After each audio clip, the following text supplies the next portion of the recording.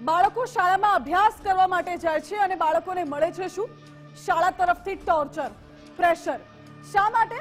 તો ખાનગી શાળાઓ આ બધું પ્રેશર એટલા માટે કરે છે કારણ કે ફી માટે ખાનગી શાળાઓ હવે એટલી હદે મનમાની કરવા લાગી છે કે જાણે કે કશું જ હવે બાકી ન રહ્યું હોય, માત્ર ને માત્ર તેમને ફીમાં રસ હોય. ન બાળકના જીવની પડી છે, ન બાળકની મેન્ટલ હેલ્થની પડી છે કે ન કશું પણ. ફક્ત ને ફક્ત બાળકને હ્યુમિલિએટ કરવામાં આવે છે, બાળકને ટોર્ચર કરવામાં આવે છે, તેના વાલીઓને ટોર્ચર કરવામાં આવે છે. અને આ બધુંય ખેલ શેના માટે? તો કે ફી માટે. કોઈક બાળકની ફી બાકી હશે તો શાળા દ્વારા એટલું બધું બેદરકારી ભર્યું વલણ અપનાવવામાં આવે છે. એક જવાબદાર શાળા તરીકે નહીં, પરંતુ એક બેજવાબદાર શાળા તરીકે તેઓ કામગીરી કરે છે. બાળકને તેના વાલીઓને ધમકાવે છે અને કહે છે કે કાલથી બાળકને સ્કૂલે ના મોકલતા, ફી નથી ભરી. આવું ક્યાં સુધી ચાલતું રહેશે? ખાનગી શાળાની ફી માટેની આ મનમાની ક્યાં સુધી ચાલતી રહેશે? ક્યારે વિચાર્યું પણ છે કે બાળકના માનસ પર તેની શું અસર પડતી હોય? દરેક માતા પિતાનું એ સપનું હોય છે કે પોતાના બાળકને સારામાં સારી શાળામાં અભ્યાસ કરાવે, જેથી કરીને બાળકનું ભવિષ્ય સુધરી શકે, બાળક સારું ભણતર મેળવી શકે. અને એટલા જ માટે સારામાં સારી શાળામાં અભ્યાસ કરાવવા માટે વાલીઓ અથાગ પ્રયત્નો કરે છે. પરંતુ શાળાને કોઈ જ પડી નથી વાલીઓ કેટલી મહેનત કરે છે તેમના બાળકોને ખાનગી શાળામાં માત્ર એડમિશન અપાવવા માટે. એ શાળાને ફક્ત ને ફક્ત રસ છે તો ફીમાં. વાલીઓની મહેનતમાં કોઈ રસ નથી, એ વિદ્યાર્થી કેટલો હોશિયાર છે એમાં કોઈ જ રસ નથી, અને વિદ્યાર્થીના જીવમાં કોઈ રસ નથી. રસ છે તો ફક્ત ફીમાં. અને ફી માટે હેવાનિયત વર્તાવે છે. તેમાં પણ ખાનગી શાળાઓને જરા પણ હિચકિચાહટ નથી થતી કે અમે શું કરી રહ્યા છે ફી માટે.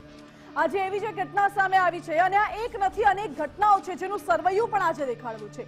રાજ્યમાં જે રીતે ખાનગી શાળાઓ બેફામ બની છે, આગામી સમયમાં હવે એપ્રિલ મે મહિનામાં એડમિશનનો દોર શરૂ થવા જઈ રહ્યો છે, અને પહેલા જ ફી માટે શાળાની કેટલી બધી મનમાની ચાલી રહી છે. જાણે કે લૂંટારુઓની જેમ શાળાઓ ફી વસૂલતી હોય છે અને પ્રેશર જે બનાવવામાં આવે છે તેના વિશે આજે વાત કરવી છે. બોરસદની એક સરસ્વતી વિદ્યાલયના દ્રશ્યો સામે આવ્યા છે, જ્યાં વિદ્યાર્થીનીને બહાર બેસાડવામાં આવી માત્ર ફી નથી ભરી એના માટે. અને આ બોરસદની સરસ્વતી વિદ્યાલય અગાઉ પણ વિવાદમાં આવી ચૂકી છે, સરસ્વતી સ્કૂલ. એ વિશે પણ વાત કરીશું. અને એ સિવાય અન્ય જે સ્કૂલો છે જે ફી માટે મનમાની કરે છે, ફી માટે હવાતિયા મારે છે, એ સ્કૂલ વિશે પણ આજે વાત કરવી છે. સરવૈયું આખું આપને દેખાડવું છે. બીજા મુદ્દામાં આજે વાત કરી છે શિક્ષણની ઉંમરે શૌચાલયમાં બાળકો પાસે શ્રમદાન કરાવવામાં આવે છે. જી હા, ભણવાની ઉંમરમાં એ બાળકો શૌચાલય સાફ કરી રહ્યા હતા. અને આ શૌચાલય કયું હતું? સુરત મહાનગરપાલિકા દ્વારા સંચાલિત શૌચાલય, જ્યાં બાળકો સાફ સફાઈ કરતા નજરે પડ્યા. શું બાળકોની જવાબદારી છે શૌચાલય સાફ કરવાની? એ પણ તંત્રનું. જાહેર શૌચાલય જે દરેક લોકો આવતા જતા ઉપયોગમાં લે છે, અને શું એ સાફ કરવાની જવાબદારી એ નાના ભૂલકાઓની છે? એ સવાલ ઉઠી રહ્યો છે. કોન્ટ્રાક્ટરને કોન્ટ્રાક્ટ આપવામાં આવે છે, મહિલા કર્મચારી એ શૌચાલયની સાર સંભાળ રાખે છે, તો પછી બાળકો પાસે શા માટે કામ કરાવવામાં આવે છે? આ વિડીયો સામે આવતા જ સવાલ અનેક ઉઠી રહ્યા છે કે ભણતરની ઉંમરમાં આ બાળકો પાસે શૌચાલય શા માટે સાફ કરાવાય છે? એ વિશે પણ આજે વિસ્તારથી કરીશું. આ બંને મુદ્દા પર વાત કરવી છે. સૌથી પહેલા વાત શાળાની મનમાનીની ફી માટે. બોરસદની સરસ્વતી સ્કૂલની ફી માટે ખુલ્લેઆમ દાદાગીરી સામે આવી છે. સ્કૂલ કહી રહી છે કે ફી નહીં ભરે તો પછી સ્કૂલમાં ન આવવાનું. સ્કૂલની ફી નહીં ભરનારી વિદ્યાર્થીનીને સ્કૂલમાં ઊભી રાખવામાં આવી હતી. સેમિસ્ટરની અડધી ફી ભરી દીધી છે આ વિદ્યાર્થીનીએ, છતાં પણ તેને ઊભી રાખવામાં આવી. શાળાના કર્મચારી અને વાલી વચ્ચે જે વાતચીત થઈ તેની ઓડિયો ક્લિપ પણ વાયરલ થઈ રહી છે. અને ફી ન ભરે ત્યાં સુધી શાળામાં ન મોકલવાનો પણ ક્લિપમાં ઉલ્લેખ કરવામાં આવી રહ્યો છે. ફી નહીં ભરે તો ટ્રાન્સપોર્ટેશન બંધ કરી દેવાની પણ ધમકી શાળા દ્વારા આપવામાં આવી રહી છે. શાળાના કર્મચારી અને બાળકીના વાલી વચ્ચે શું વાતચીત થઈ એ પણ સાંભળો.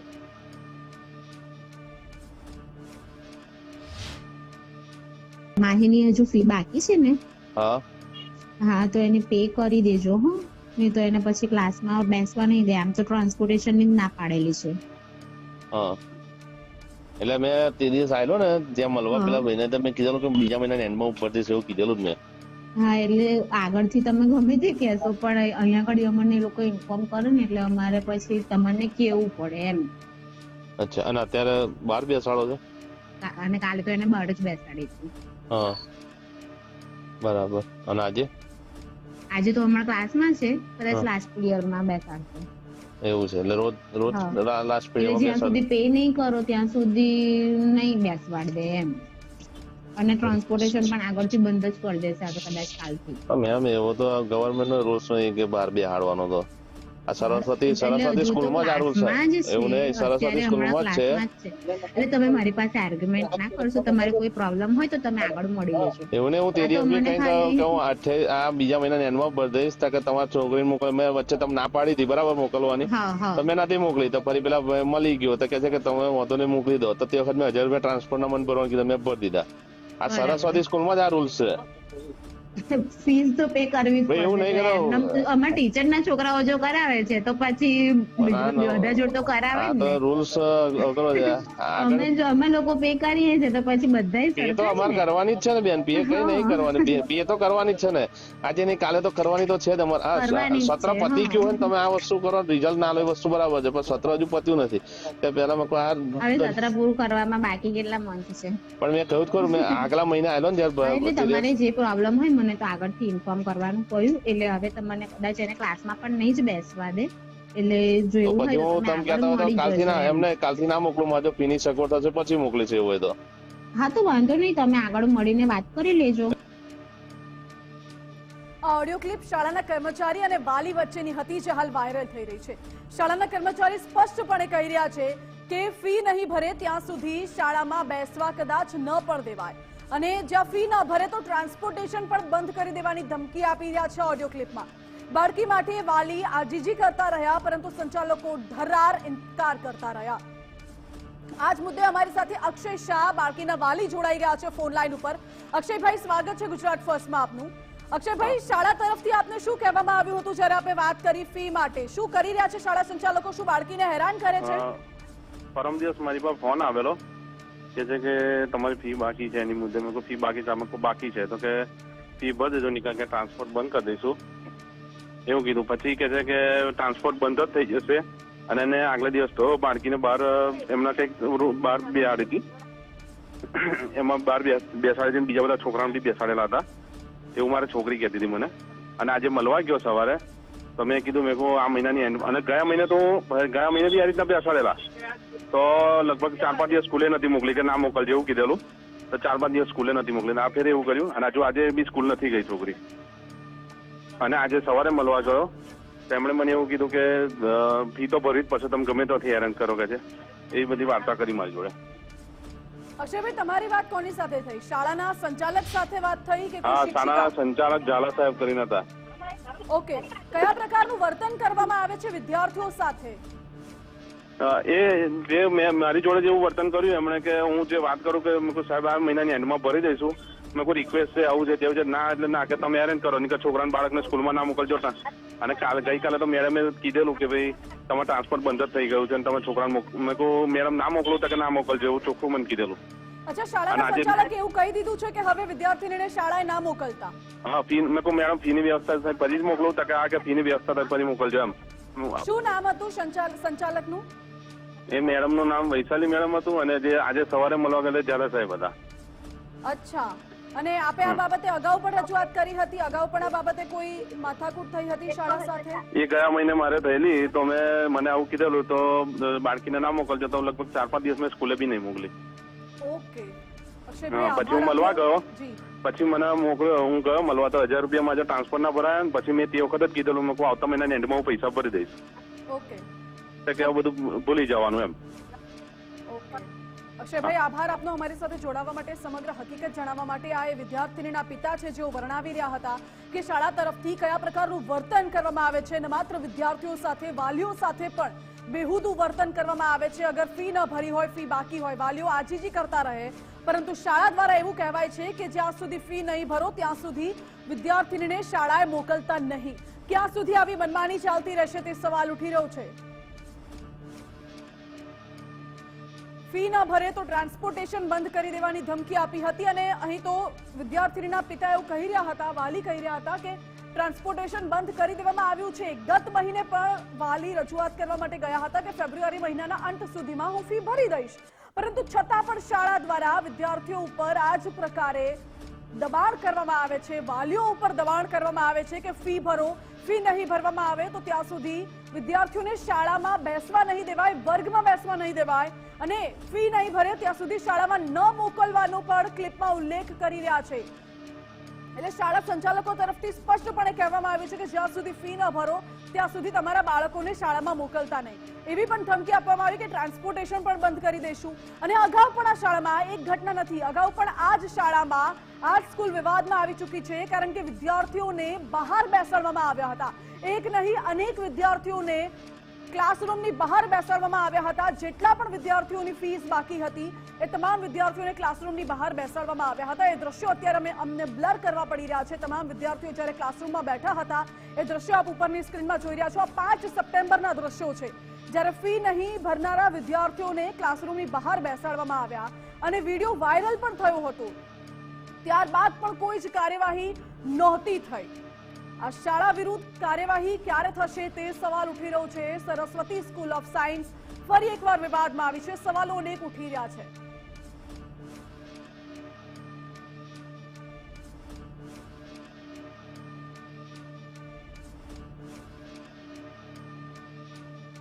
શાળા દ્વારા સતત દાદાગીરી કરવામાં આવે છે, ઉદ્ધતાઈ ભર્યું વર્તન કરવામાં આવે છે. ગરીબ વાલીઓ સાથે આવું કેમ એ સવાલ ઉઠી રહ્યો છે. દ્રશ્યો આપને દેખાડવા છે. આ એક શાળા નથી, આવી તો અનેક શાળાઓ છે કે જે હાલમાં જ ચર્ચાઓમાં આવી છે ફી માટે ઉઘરાણી કરવા માટે. જે સરસ્વતી સ્કૂલ ઓફ સાયન્સ છે તેના દ્રશ્યો તો સામે આવ્યા છે આણંદની.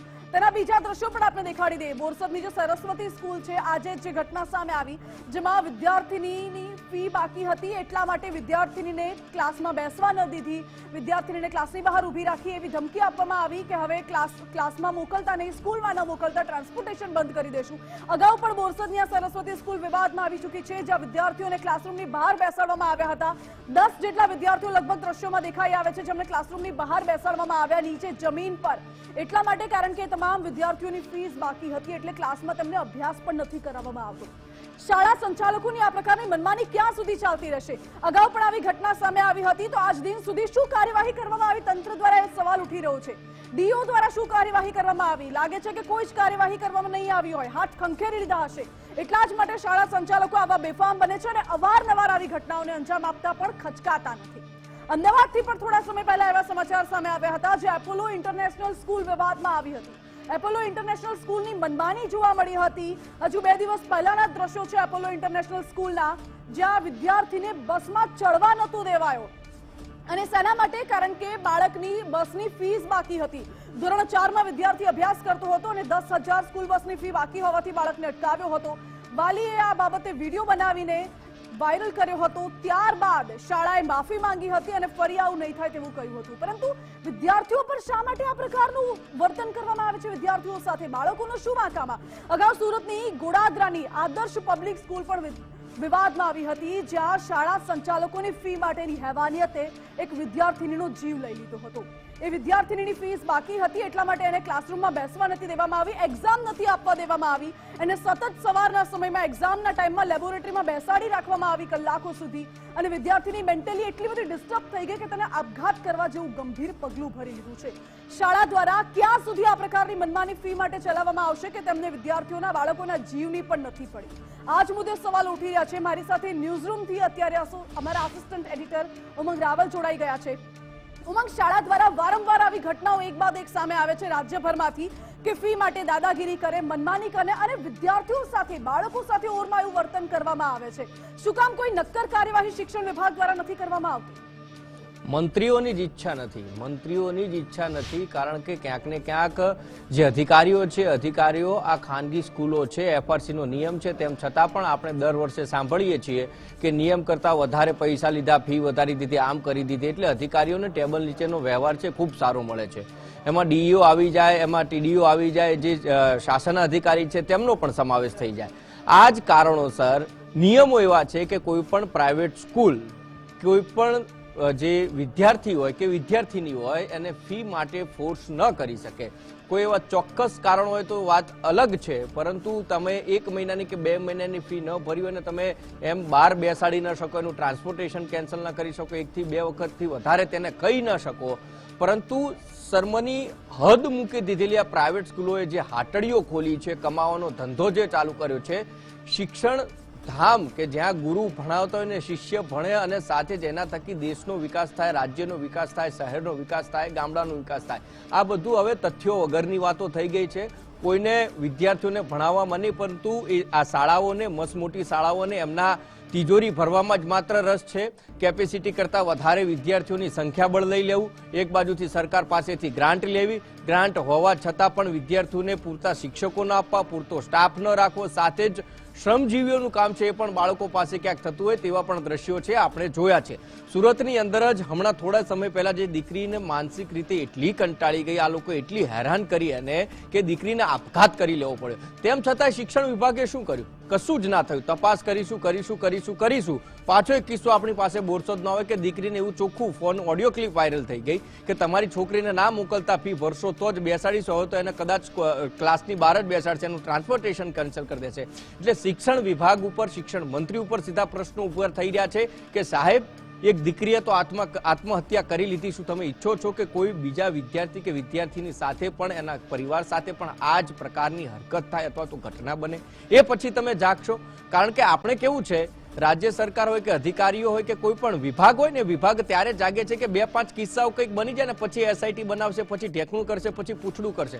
એક કિસ્સામાં તો ક્યારેય આ અધિકારીઓની આંખ છે ખુલી નથી. જેમ કુંભકર્ણને જગાડવા માટે આપણે રામાયણમાં જોયું હતું કે મોટી મોટી જલેબીઓ મોકલે, મોટા મોટા પેલા પાણીના પીપળાઓ ભરીને મોકલે, હાથી છે એના છાતી ઉપર ચલાવે તો એ ન જાગે. આખરે એને જાગવું હોય ત્યારે જ જાગે. એટલે આપણા વિભાગો જે છે અલગ અલગ તંત્રના, એ વિભાગોની અંદર પણ એવું છે. એમને જ્યારે એમ થાય કે હવે અમને મલાઈ મળતી બંધ થઈ ગઈ છે, ત્યારે જ રેડ પાડવી, ત્યારે જ તપાસ કરવી, ત્યારે જ ત્યાં જવું, FRC ના નિયમો પાળે છે કે કેમ, ત્યારે જ સ્કૂલોને પૂછવું. બાકી ભલે ને વિદ્યાર્થીઓને જે થવું હોય થાય, એમને કોઈ જ પડી નથી. ને એના જે કારણો છે કે આ પ્રકારની હરકતો છે પ્રાઇવેટ સ્કૂલો કરતી આવી છે ને કરતી રહેશે જ્યાં સુધી શિક્ષણ વિભાગ આમાં નક્કર કોઈ કાર્યવાહી માનસી નહીં કરવામાં આવે. જી ઉમંગ, આભાર આપનો. એટલે જે શાળાના નામે જ હાટડીઓ ખોલીને રાખી છે આ શાળા સંચાલકોએ, ખાનગી શાળાએ, તે હાટડીઓમાંથી કદાચ ક્યાંક ને ક્યાંક કોઈક અધિકારી સુધી કદાચ હફતો પહોંચતો હોઈ શકે છે. એટલા જ માટે કોઈ નક્કર કાર્યવાહી આ શાળાઓ વિરુદ્ધ કરવામાં નથી આવતી. સુરતની પણ એ શાળાની ઘટના હજુ યાદ છે જ્યાં વિદ્યાર્થીની આપઘાત કરી લીધો અને તપાસના નામે અત્યારે હજુ પણ તપાસ જ ચાલી રહી છે. આગળ શું થયું, શું પરિણામ આવ્યું, એની કોઈ જાણકારી મળી નથી. એટલા માટે હવે શિક્ષણ વિભાગ ક્યારે જાગે છે, ક્યારે કાર્યવાહી કરે છે, તેના પર નજર રહેશે.